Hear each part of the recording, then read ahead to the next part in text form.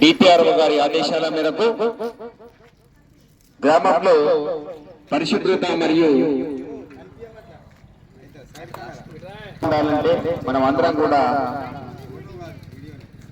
పరిశుభ్రత పాటించాలని చెప్పేసి, ఈ పరిశుభ్రత లేకపోతే మనకన్నీ కూడా దోమల ద్వారా, ఈగల ద్వారా అనేక రోగాలు వస్తున్నాయి. మలేరియా కావచ్చు, డయేరియా కావచ్చు, డెంగ్యూ కావచ్చు.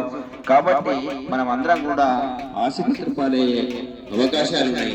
దానివల్ల మన డబ్బంతా కొల్లగొట్టుకుంటున్నాం. కాబట్టి మంచిగా దోమతెరలు కట్టుకోండి, బ్లీచింగ్ పౌడర్ వాడండి. 4 మొక్కలు నాటితే అవి మహావృక్షాలు కావాలి. అటువంటి ఆ మొక్కల ద్వారానే, ఆ చెట్ల ద్వారానే మనకు ఆక్సిజన్ వస్తుంది. సకల జీవరాశి కూడా ప్రాణవాయువు ఆక్సిజన్. కాబట్టి ప్రతి ఒక్క బాధ్యతగా మొక్క పోయి చెట్టు కావాల్సిందే అని చెప్పేసి ఒక పాట.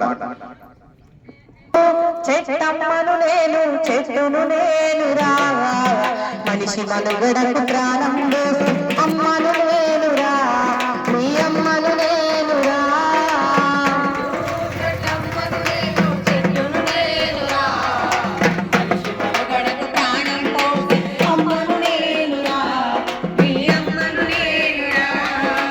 ఎండవానకు గడుగులు నేనై నీ తోడే ఉంటా, గొడ్డుగోదలా కలిదీర్చ నీడై కాసుంటా,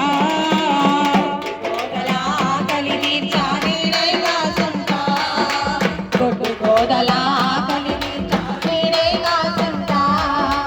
అక్కరలేని కాలుష్యాన్ని కడుపులోని దాకా, అక్కరలేని కాలుష్యాన్ని కడుపులోని దాకా, ప్రకృతి వడిలో చక్కని వాసన పరిమళాలు వీస్తా, చల్లని పరిమళాలు వీస్తా.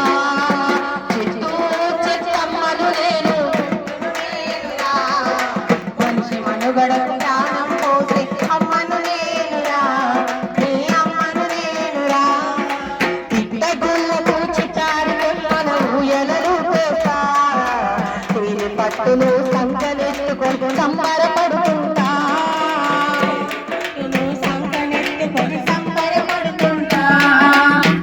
పట్టును సంకనెత్తుకొని సంబరపడుతుంటా. కడుపుగానే బాటసారులకు మాయలను అందిస్తా, కడుపుగానే బాటసారులకు మాయలను అందిస్తా. కంటి నిద్రలో ఉపక్రమిస్తే చల్లగా జీవిస్తా, నిన్నుల చల్లగా జీవిస్తా.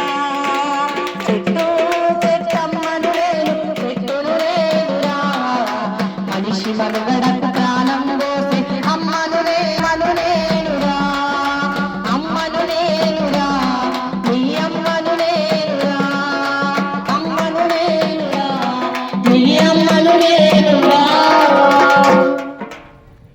ఇట్లా మనం అందరం కూడా, మనం చెట్టు ఏం చేస్తుందంటే నీడనిస్తుంది, ఫలాలు ఇస్తుంది. దాని వల్ల వచ్చేటటువంటి గాలితోనే బతుకుతాం. కావున దయచేసి మంచిగా ఆరోగ్యం కూడా. ఇప్పుడు నాకు ఒకటి నచ్చింది ఏంటంటే, గ్రామంలో ఈ చెట్లు పెట్టిన వాళ్ళకి ఒకసారి మన కళాకారుల తరఫున గట్టిగా సపోర్ట్. ఇంత నీడున్నది, నీళ్ళు పట్టుకుని నిలబడ్డం. ఈ చెట్లు పెట్టిన మహారాజులు ఎవరో వాళ్ళందరికీ కూడా వందనాలు తెలియజేస్తున్నాం. ఎందుకంటే చెట్టు చరిత్ర చెప్తుంది.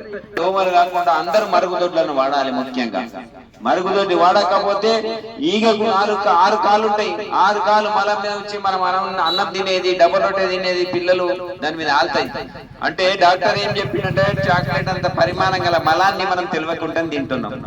ఈగలు వచ్చాలే, దోమలు వచ్చాలి.